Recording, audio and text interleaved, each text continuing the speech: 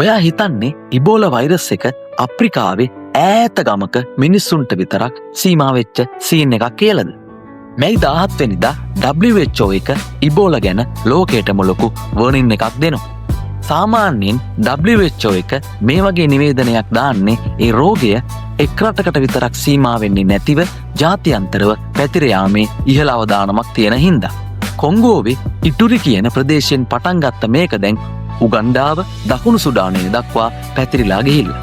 මේක ඉතින් අර කොවිඩ් වගේ වාතය හරහා නම් බෝ වෙන්නේ නැහැ. බෝ වෙන්න නම් ඉතින් ලේ හරි දාඩිය හරි සෙම හරි වගේ දේවල් ස්පර්ශ වෙන්නම ඕන.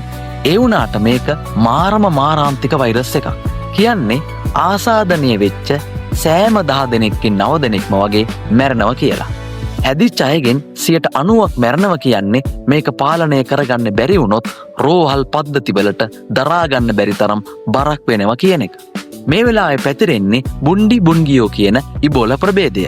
මේකේ තියෙන භයානකම දේ තමයි මේ වෙනකම් ඉබෝලා වලට හදපු වැක්සින් මේ අලුත් ප්‍රභේදයට වැඩ කරන්නේ නැති එක.